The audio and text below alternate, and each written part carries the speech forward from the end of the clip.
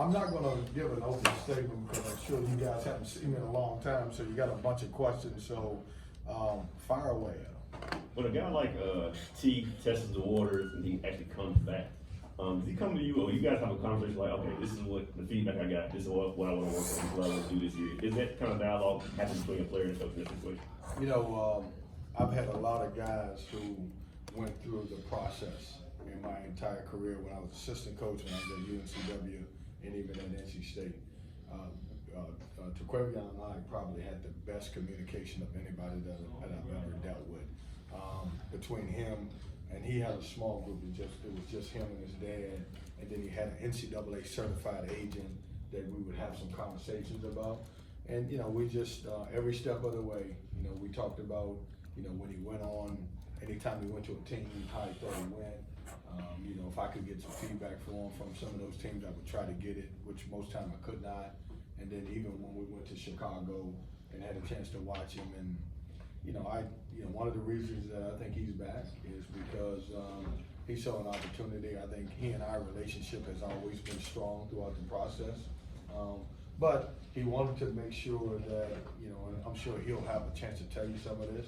If he didn't know that he was 100% first rounder, and for him, 100% first rounder, this is a kid that has a big ego and loves to compete. He probably wanted to be a top 20 player instead of just not knowing whether he's going to be 20 or 30. Well, since he's been back, you guys talked about the feedback he got from scouts and coaches. Yeah, we've talked about some improvements that we could have in the summer. The summer meaning, you know, when you're out there make better decisions. He was a freshman. You know, obviously, you know, he had a lot of freedom, and you know, they want to see him make a little bit more better decisions with the ball in his hand. And then obviously one of the biggest things is we want to see can we add some weight, you know, to his frame, you know, during the summer. It's hard to add weight during the season, and during the summer is the best time to do that. So if you see him walking around with, you know, 4 or 5 pizza boxes, that's why, because we're trying to add some stuff on. Kevin, is this the busiest off-season you've ever had as a coach? You know, I don't even think, and I think I echo this for most coaches in college basketball, there's no such thing as an off season. And so you guys, don't say, just lose the word off season. You know, basketball now has become 365, 24/7, and you know, we're busy. You know, you have so many different situations. You got the transfer portal now that they have to let you know by May 1st. And so then you have, in our situation, we had 2 guys that were in the, you know, going through the NBA process. That's June 1st. And so it's kind of balancing everything. You got to hold scholarships, you got to kind of recruit. You got to recruit your own staff. You got to make sure your guys finishes out academically. And so it's been a very busy spring and summer for me, which I expected. What do you think you accomplished with the reworking of the coaching staff? Well, I just, you know, and this has nothing to do with our former coaches. I thought they did a really good job also.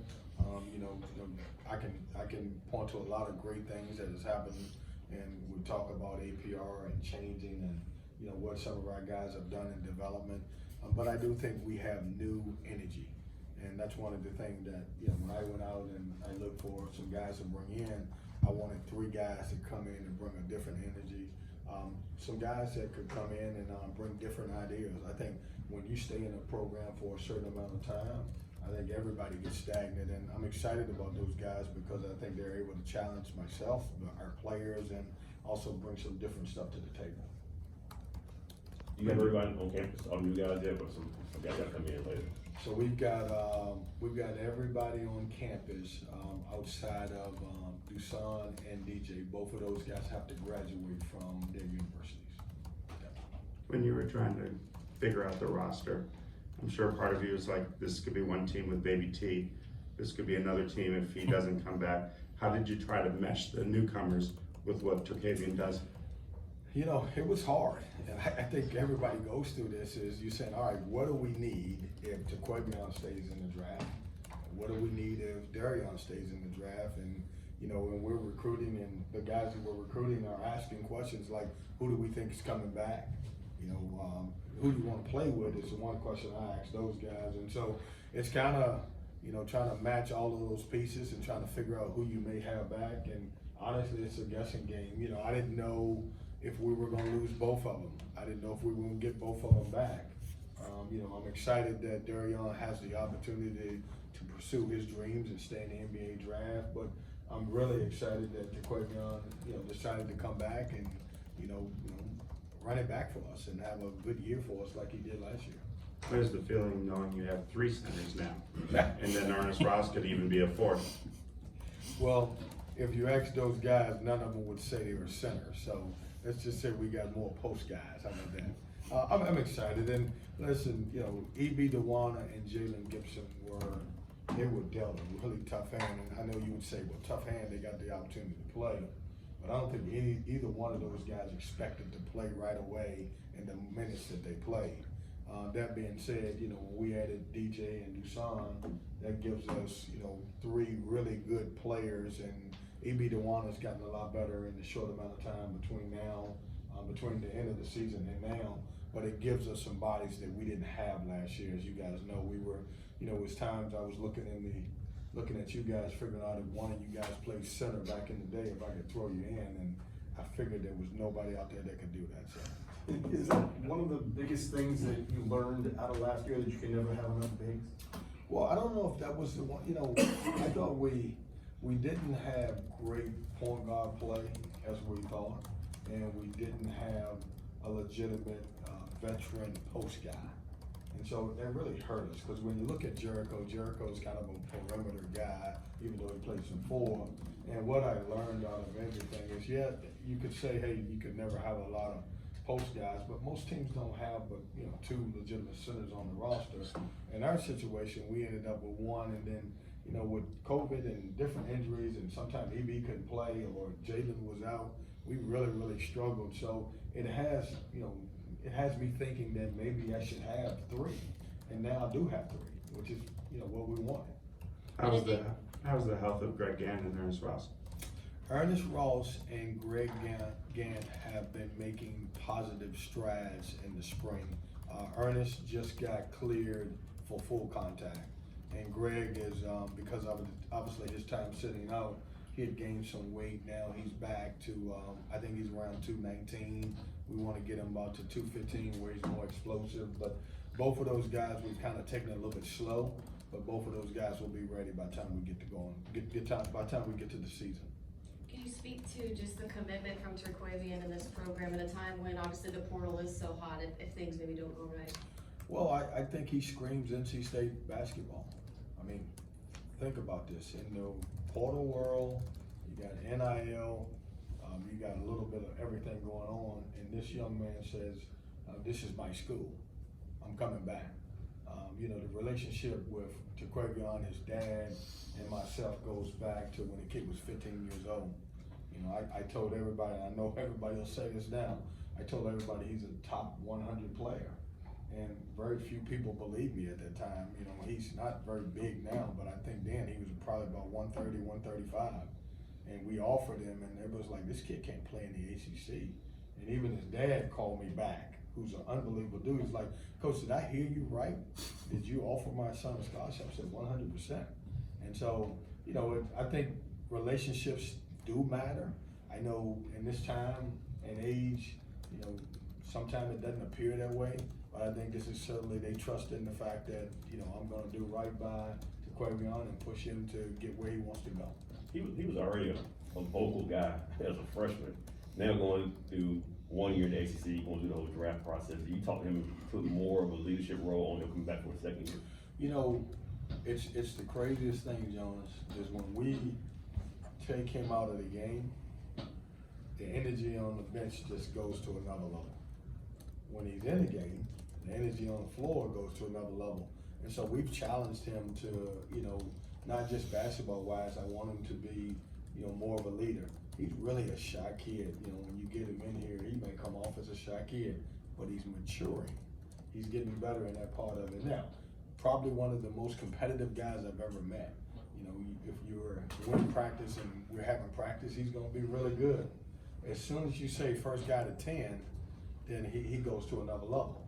And so I'm trying to get him to be a leader all the time, not just doing the competition part of it. Yeah, so is he ready for that role, like the non-basketball stuff, like organizing pickups, organizing team events away from stuff like things like this? You ready to take on that part? He has no choice. Okay. He is locked in, and he's going to be the leader. And you know, he's been through a process that most guys haven't been through. You know, he had a chance to sit down with some NBA, officials and talk to them, and sit down with some personnel and get feedback. And I think it's great that what he went through. Is that weird for a sophomore? Because he has no choice to take that role now before. He got no choice. I mean, look, he's one of I think it's 3 guys that's returning, that played a lot of minutes. That's EB, Casey Morcell, and Terquavion. And when you play the most minutes, you got to be thrust into that leadership role. Along those lines, having a Jarkel Joyner and then some of the other older players, what is it like knowing that you have adults in the room that basically have been through the wars of college basketball, maybe not at NC State, but they have seen and done a lot? Well, JC, it's really good to be old. And, I know in today's world, everybody tell you the older you are, the better opportunity you have. I'm still waiting for somebody to tap me and tell me that Jarkel Joyner is not real. Because he's, man, you want to talk about a guy who's oozing with enthusiasm. He is a great leader. He's positive. He's the one that's like, hey, I can't wait to Terquavion come back to have the opportunity to play with him. And so he's been great, but it's really good to have some older guys. At one point we were handing out a bunch of fruit snacks and all of that other stuff because we were so young. Now, I don't want to hand out beer, but we're all older. You don't want to hand it out. Don't print that, just so Kevin, if you look at what happened at Iowa State last year, at Wake Forest, the jumps that they made because of additions in the transfer portal, and take, solace in the fact that it can be done, you can make a huge jump by adding the right pieces. I look back at NC State. I look back at us. I mean, we were pretty doggone good. You look at my first 3 years, we won 20 games, and we did some great stuff. And it could have been some opportunities for NCAA with the net or during the pandemic. We didn't have a good year, and we can point to a lot of different things. Ultimately, I'm the head coach, so I take full responsibility of our season last year. But I look back at us and say, how did we get back to where we were at? And was this just a one-off? And I think it was. And we addressed a lot of the issues and concerns that we had. We wanted to go out there, we wanted to get bigger, stronger, and older, and I think we did. And how does Breon fit into this, especially now that he's concentrating solely on basketball? This will be really his first full off season just concentrating on basketball. How much has he improved, and where does he fit in all this? I think Breon Pass will be one of you guys' favorite guys. He plays hard. He's a great teammate. Can really shoot the basketball. Has really matured. I've seen a guy that was a part-time basketball player become a full-time basketball player, and he brings toughness, he brings grit, he can defend, and he's going to get a great opportunity this year. So I'm really excited about him. Coach, what kind of pressure do you feel going into this next season, considering the one-off season that you just had, 2020 season as well? Do you feel any pressure at all going into the season? I feel the same pressure that I felt when I was my first year, my second year, my third year. It's basketball. I'm the coach, and I think you guys know my background. I don't like to lose, and never really been part of losing, and I don't want to make that something that happens all the time. But I don't feel any more pressure than I did when I took the job. When I go into a program, I want to come into a program, I want to win, and we want to be great in every area, and we have a lot of things that we got to get better at. Do you have to talk to the guys and not let them pay attention to outside noise, saying, oh, this is a critical year for your coach? And, kids read and hear things. How do you, let that not be a problem for them? Aaron, I don't know if they, it's so funny, the things that we think as adults and coaches that kids buy into, I don't think that they buy into as much. I think our guys understand.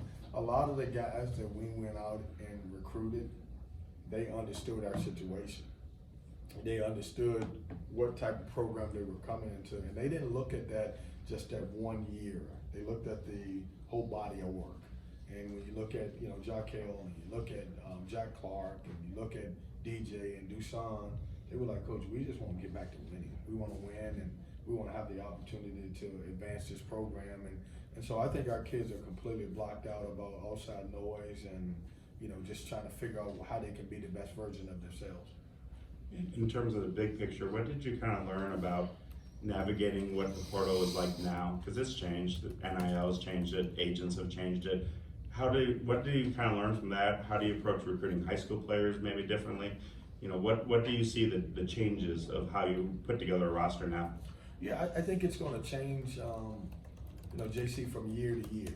And it wouldn't be fair to me, because some coaches, I've heard the statement that I'm not going to recruit as many high school kids, or I'm going to concentrate on portal kids. That's not the case with us. We're going to recruit high school kids, we're going to recruit portal kids, we're going to recruit, you know, guys who transfer, and the biggest guys that we got to recruit is our entire roster every year. It's changed. It's changed because, you know, guys can leave whenever they want to. And I said this before, you know, we lost some good players through the transfer portal. I'm excited for those guys, no regrets, no ill will. But I'm also excited that we were able to go out and get some really good players to come to NC State through the portal. So, you know, the portal gives and takes away, and then you get some back. So I'm excited about it, and I don't think it'll change anything. I think it depends on how your roster looks and what do you need going into that season. You know, maybe since Omer Yurtseven, you have a low post guy that you can dump the ball to and run your offense through with DJ Byrne. You know, what is it about his skill set, say 12 feet and in? Man, he scores. Goodness, he can score the basketball. And you think about this now, 20 minutes, what was it, around 15 points a game for 20 minutes? Just think if I can get him to, you know, 30 minutes, maybe he'll average 25 points a game. Don't print that in. DJ will be texting me, telling me he's gonna play 30 minutes and he's gonna score 25 points a game. No, you know, this is a young man that signed with the SEC, went to Tennessee, went out of school, came out of high school early, and then decided he wasn't ready. Was fortunate enough to go back home to Winthrop, and has had 3 great years. And you know, we're getting a high major player that played at Winthrop and won championships, and obviously was player of the year. And so, yes, he can score the basketball, and I'm excited about that. What has Evie's progress this offseason been like, and how much of that is kind of tied to confidence? Yeah, I think EB's biggest thing, and you know, I sit down with every player at the end of the year, and we talked about what's your opportunity, what do you got to, you know, how do you advance? And for EB, you know, one thing that we talked about is I think he was around 5 and kind of 4 rebounds a game, and I wanted to know, hey, can you get close to 10?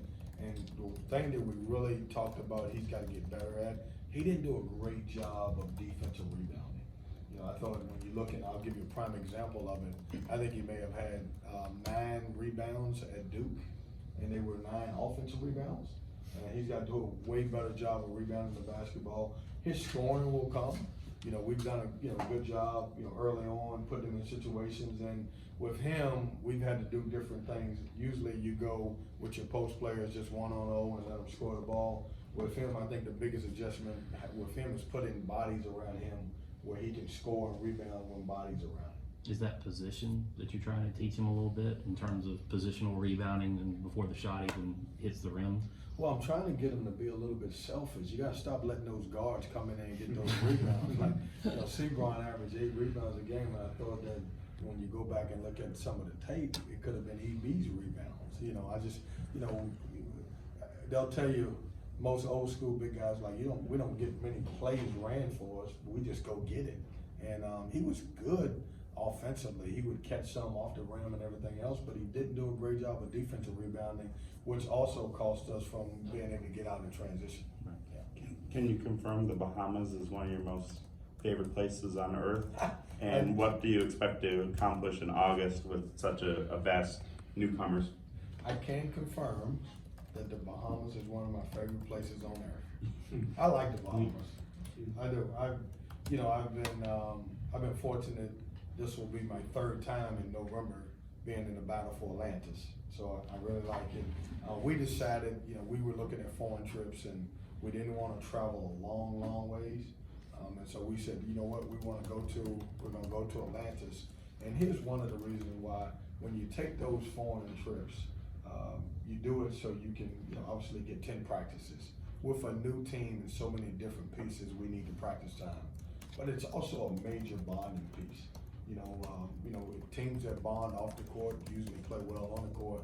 But I don't know if you guys know this, and you probably don't. I'll give you a secret. When you play in those MTEs, you don't have fun as coaches and players. You're in the ballroom, you're in your hotel, you play the game.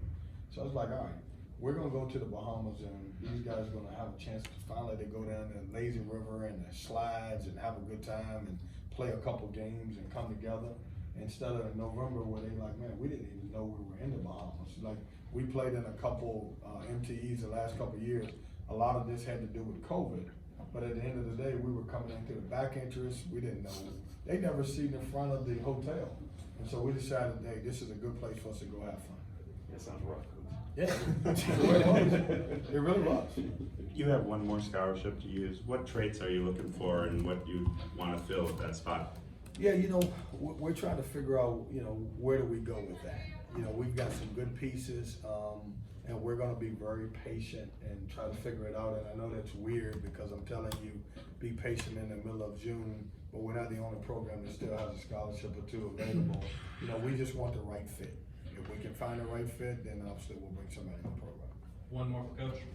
The fluidity of the situation with transfers, has your experience with prep coaching helped you more than maybe you thought it would? Man, I knew I was gonna give me one softball question. Yes, sir, that's good. No, look, if there's anybody that's not bothered by turning over a roster, it's me. Like, I get it. And, I understand the world that we're in as far as transfers go. And so, it doesn't bother me, as long as we go out and fill the needs that we have and get some really good players that can come into our program. So I've actually been excited about the recruiting part of it, and going out there and meeting some new guys and talking to some new families, and obviously being able to share NC State and our program with everybody else. But I'm okay with it, and I'm ready for the challenge. Is it similar? It's very similar. At Hargrave, I had we would bring in a whole different 13 every year. At least I got at least 5 or 6 back. So I feel like I'm not completely changing, but it's very similar. Thanks, Coach. All right, guys. Thank you.